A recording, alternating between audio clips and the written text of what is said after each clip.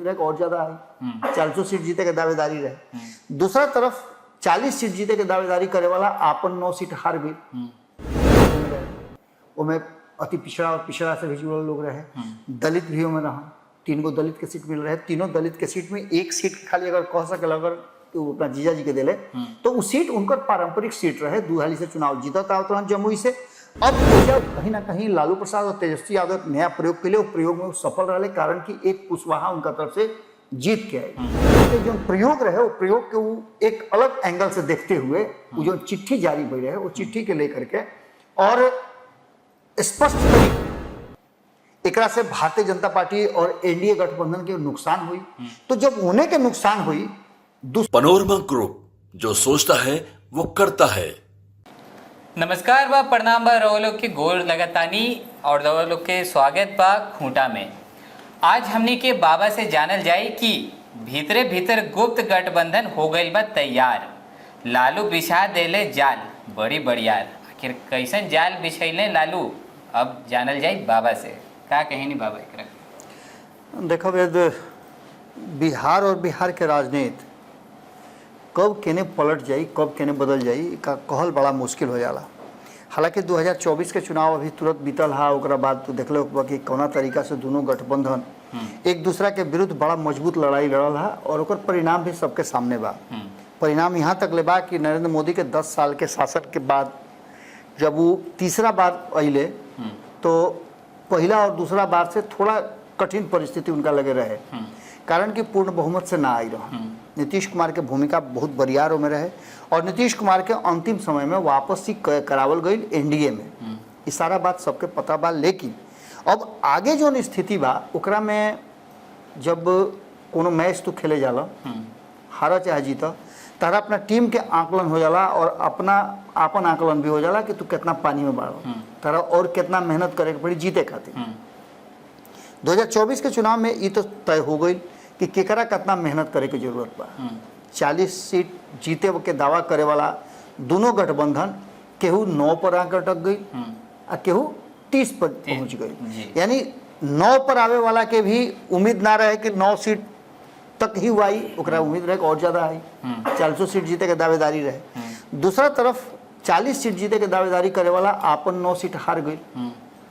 एमे एक बात जरूर भइल कि लालू प्रसाद कुछ प्रयोग कैले, हालांकि भारतीय जनता पार्टी होके या फिर एनडीए के घटक दल के और भी नेताओं के, चिराग पासवान के छोड़ के हम बताओ दें, बाकी कोई भी प्रयोग करे के तैयार ना भइल। उपेंद्र कुशवाहा 1 सीट मिलल, अपने चुनाव लड़ ले।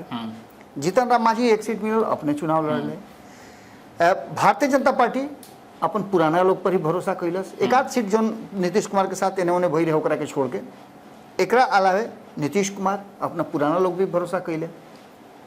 प्रयोग करे के हिम्मत कोई में ना रहे। चिराग पासवान एगो प्रयोग कैले और वो प्रयोग उनकर पूरी तरह से सफल भी रहा और आज चिराग पासवान के डंका बाजता। काहे डंका बाजत हुए कि 100% रिजल्ट भी आ गई उनकर। एकरा साथ साथ सबसे बड़ बात कि जौन एनडीए में कमी रहे वो सारा कमी के वो पूरा कैले। पहला बात कि महिला कम रही, महिला के पूर्ति कैले। जातीय समीकरण बैठावे के कोशिश कैले। जौना जौना समाज के टिकट ना मिले रहे ओकरा के देवे के कोशिश कैले। सवर्ण भी में रहे, उनमें अति पिछड़ा और पिछड़ा से भी जुड़ल लोग रहे, दलित भी में रहा। 3 गो दलित के सीट मिल रहे। तीनों दलित के सीट में एक सीट के खाली अगर कह सके अगर तो अपना जीजा जी के दिले तो वो सीट उनकर पारंपरिक सीट रहे। दुहाली से चुनाव जीता था तुरंत जमुई से। अब ओजा जमुई के लोग के विशेष आग्रह पर वो अपना परिवार से ही कोई के बैठा दिले। ये एक अलग कहानी भई। लेकिन ये पूरे कहानी में प्रयोग अगर कहीं भई तो महागठबंधन रहे। महागठबंधन में लालू प्रसाद प्रयोग कैले कि हम अपना गठबंधन के साथी लोग के एक टांग पर खड़ा होके के कहीं तो खड़ा रही लो कि ना रही लो, तो ये प्रयोग में सफल रहे। कांग्रेस एक टांग पर खड़ा भई, वाम दल एक टांग पर खड़ा भई और नीतीश कुमार बिना कोई से मंत्रणा कैले, माफ करो लालू प्रसाद बिना मंत्रणा कैले वो पहला राउंड के चुनाव में 4 गो जो लोग उनकर रहे, 4 गो सीट पर चुनाव होकर रहे, चारों पर अपन उम्मीदवार उतार दिले। तब तक सीट शेयरिंग के समझौता केहू संगे ना भई रहे। यानी कि लालू प्रसाद के प्रयोग सफल रहा। दूसर का उनका प्रयोग कि उ जातीय समीकरण से बाहर निकल ले, एमवाई के समीकरण कहल जात रहे ओकरा से वो बाहर निकल ले और एकरा में वो कुशवाहा के प्रश्रय दिले। कुशवाहा समाज के अपने भी टिकट दिले और अपना गठबंधन के साथी लोग से दिल बोले। दूसर का तरफ मल्लाह के वो अपने साथी जोड़ ले। इस समीकरण बैठा करके कहीं ना कहीं लालू प्रसाद और तेजस्वी यादव एक नया प्रयोग के लिए, वो प्रयोग में वो सफल रहे, कारण कि एक कुशवाहा उनका तरफ से जीत के आई। हालांकि कुशवाहा समाज के लोग दूसरा खेमा से भी जीत के आई, लेकिन नीतीश कुमार और लालू प्रसाद में यह अंतर बा कि नीतीश कुमार और लालू प्रसाद में MY समीकरण के बाद जो सेकंड फेज चलेला जातीय समीकरण के आधार पर, वो कुशवाहा और कोयरी समाज बा। वो कोयरी कुशवाहा समाज अक्सर नीतीश कुमार के साथ रहत रहे, वो अब लालू प्रसाद के टीम से जीत के आ रहा बा। एक मतलब बा कि प्रयोग उनकर सफल रहे। एकरा के लेकर के कहीं ना कहीं लालू प्रसाद जो प्रयोग कैले, वो प्रयोग में वो सफल रहे। तो आवे वाला 2025 के चुनाव में भी वो पूरी तरह से तैयारी अपन कर चुकल बाड़े कि उनका का करे के बाद। यही बीच में एगो खबर हमनी के करत नहीं जा पंचनामा पर। वो पंचनामा के खबर में हालांकि सब लोग अपना अपना हिसाब से खबर कैल, लेकिन नमन जी के कुछ एंगल समझते बड़ा अलग होला। तो वो लालू प्रसाद के जो प्रयोग रहे, वो प्रयोग के वो एक अलग एंगल से देखते हुए वो जो चिट्ठी जारी हुई रहे, वो चिट्ठी के लेकर के और स्पष्ट तरीका से जब एकरा पर मंथन और चर्चा के बात चल लागल, तो एक तरफ जहाँ राष्ट्रीय जनता दल ई कहता वो चिट्ठी के माध्यम से कि प्रशांत किशोर उनका लोग के तूर फूर के ले जाता रहा, लेकिन दूर दूर तक कहीं अगर देखल जाओ तो कोनो ऐसा बड़ा चेहरा नहीं है जो उनकी प्रशांत किशोर के टीम के तरफ गई बा। तो आखिर भाई चिट्ठी निकाले का जरूरत रहे? और ये अगर चिट्ठी निकलबो कैले तो केहू डंका पीट के कहला कि हमारा घर में ऐसा भइल बा, हमारा घर से भाग गइल बा, हमारा घर से केहू के बेटी पर तो भाग जाए तो वो हाला डंका पीटेला, पहले खोजे के कोशिश करेला। आई पहले ही डंका पीटता रहे कि ना रे बाप हमरा से भागत तरह फलना के जाता। एकरा पीछे के कारण बा कि एकरा पीछे के रणनीति रहे जो नमन जी समझ गए, और ये रणनीति के समझते हुए वह बात के लेकर के कहले कि प्रशांत किशोर ऊ अब की हाली प्रयोग हमन जौन अब तक लालू प्रसाद करत रहे हैं अलग अलग तरीका से, लेकिन एक प्रयोग के 2025 खातिर तैयार करता रहे। और ये प्रयोग करी का, तो ये प्रयोग इस सबको जानत रहो। ओकरा में चिट्ठी में एगो बहुत माने पिंचिंग शब्द बा, ओकरा के स्पेशल डालल गइल बा, पांडे। वो पांडे शब्द कहीं ना कहीं MY समीकरण के लोग के स्ट्राइक करी। जैसे आप मनुवाद 90% तो मनुवाद पूछल कि का होला, तो राष्ट्रीय जनता दल के लोग तरह ना बताई, लेकिन ये जरूर कह दी कि मनुवादी हैं। तार नाम सुनियो कि फलना मिसिर, फलना चौबे, फलना दुबे, ये मनुवादी है। अब मनुवाद के माने का होला कहरो नहीं जानत मनुवाद के, लेकिन मनुवादी कह दिए। तो ये शब्द डालल जाला, और खास करके डाई हार्ट जो फैन रहेला या समर्थक रहेला, वो ये सब ना देखे कि का होला। लालू के समर्थक के कह दिए लालू एक टैंक पर खड़ा हो जाता, एक टैंक पर खड़ा हो। तो इस सारा बात के लेकर के प्रशांत किशोर वो अब की हाली के प्रयोग के मोहरा बनन जो कि लालू प्रसाद कल चाहता। और यही चलते प्रशांत किशोर के फ्रेम में ले आकर के, यानी कि इंडिया गठबंधन और एनडीए गठबंधन के बीच में जो राइवलरी बा, जो युद्ध हुई, वो युद्ध में एक आदमी के बीच में खड़ा करके ये युद्ध के कुछ हिस्सा जो बा अपना फायदा खातिर दूसरा तरफ फेंक दिया। यानी कि प्रशांत किशोर के जब ही साबित करे में सफल हो जाए लालू प्रसाद कि उस सवर्ण हवे, ब्राह्मण हवे, तो निश्चित रूप से कुछ ब्राह्मण के वोट उन्हें ट्रांसफर हुई। एकरा से भारतीय जनता पार्टी और एनडीए गठबंधन के नुकसान हुई। तो जब उन्हें के नुकसान हुई, दुश्मन के नुकसान दुश्मन के फायदा होला। जैसे केहू से तू दुश्मनी करता रह, ओकर नुकसान भइल तो तारा फायदा हुई, भले तो ओकरा से सामने न नजर आवे, लेकिन फायदा जरूर हुई।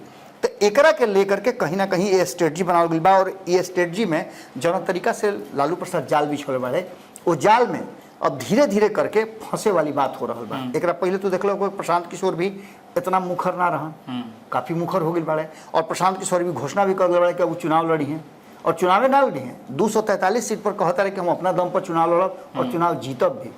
जीत हार बहुत दूर बा, दावा ठोकते रहे। जीत हार तो उनका टीम के लोग पहले भी कहले रहे कि हम लोकसभा चुनाव लड़ब, कम से कम 20 सीट पर लड़ब, लेकिन ओकर टाइट फीस हो गई। आने वाला समय में प्रशांत किशोर का करी हैं, अभी भी देखे के जरूरत बा, अभी देखल जाई, चूँकि तैयारी लगातार कर रहा बड़े, लोग के जोड़ भी रहा बड़े, और उनका प्रचार प्रसार जो बा वो भी जारी बा। प्रशांत किशोर रोज एक्शन में बढ़ा, रोज कुछ ना कुछ ट्वीट करके, सोशल मीडिया पर बोल के, या फिर मीडिया के सामने बोल करके ये बात को उजागर करने की कोशिश करता है। लेकिन प्रशांत किशोर के लेकर के अगर प्रशांत किशोर अपन तैयारी करता रहे कि चुनाव लड़ी हैं तो उनका से ज्यादा उनका के चुनाव लड़ावे खातिर लालू प्रसाद तैयारी करता रहे। और यह कारण बा कि नमन जी कहले कि कहीं ऐसा तो ना कि भीतरे भीतर गठबंधन हो गई बा का, ये गुप्त गठबंधन आखिर कौना रूप में भइल बा और ये गुप्त गठबंधन से का मिली। 2015 तू याद कर कि पहिलका जब उड़ान में नीतीश कुमार खातिर काम करे के शुरू कैले प्रशांत किशोर तो लालू प्रसाद के फुटलियो आँख ना भावत रह। लेकिन उहे प्रशांत किशोर जब महागठबंधन जीत के आयल और गांधी मैदान में शपथ ग्रहण समारोह होता है तो प्रशांत किशोर के लोग के सामने, पूरा देश के नेता लोग के सामने हवक हवक के धरस गोदी में, अरे यह जीत वाले बाड़े। यहाँ तक ले कि प्रशांत किशोर के कैबिनेट मंत्री के जैसे सब सुविधा मिलत रहे, यहाँ तक ले कि मुख्यमंत्री के दूसरका आवास में आवास भी उनका अलॉट कल गई रहे। ये सारा परिस्थिति, सारा स्थिति दिहल गई रहे। आज प्रशांत किशोर अब जो स्ट्रेटजिस्ट, पॉलिटिकल स्ट्रेटजिस्ट होले ओकरा से छोड़ करके अब राजनेता होके के रास्ता में तैयार बना, चुनाव लड़े के तैयारी में बना, राजनीतिक प्रवेश उनकर हो गई बा। और लेकिन ए प्रवेश के साथ साथ अभी बात आना बाकी बा कि प्रशांत किशोर कितना ज़्यादा बिहार के राजनीति के इन्फ्लुएंस करी हैं। लेकिन लालू प्रसाद के इसमें बुझाता कि जितना भी डैमेज करी हैं, अगर 1% आधा % डैमेज भी करी हैं तो 2020 वाली जो स्थिति पैदा रहे ओकरा से निश्चित रूप से सशंकित बाड़े लालू प्रसाद।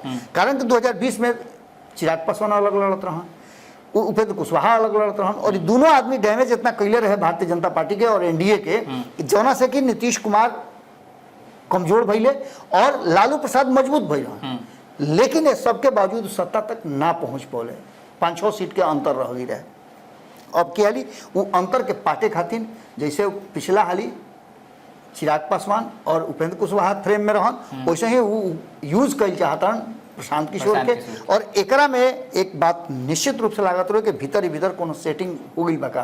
कारण कि अगर प्रशांत किशोर वो रास्ता पर निकलत रहे तो निश्चित रूप से कहीं ना कहीं जाल में फंस सकेला एनडीए गठबंधन। लेकिन एनडीए गठबंधन के भी एक से एक धुरंधर बाड़े, नीतीश कुमार से धुरंधर के हुई बड़का, वो अपन भी अपने स्ट्रेटजी बनावत हुई है।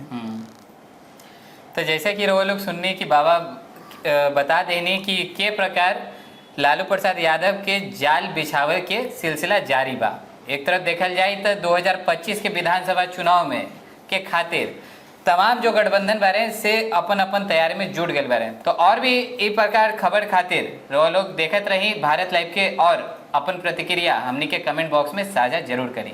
धन्यवाद। पनोरमा ग्रुप, जो सोचता है वो करता है। अगर ये वीडियो पसंद आई और वह बिहार के राजनीति और बिहारियत से सरोकार रखेनी तो सब्सक्राइब बटन दबा के चैनल के सब्सक्राइब कर ली। ओजे एगो घंटी बा, ओकरा बटन दबा देला से कुल सटीक और मारक खबर रुआ मुफ्त में मिल जाई।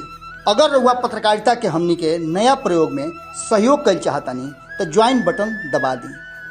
पेटीएम नंबर नोट कर ली 9386816816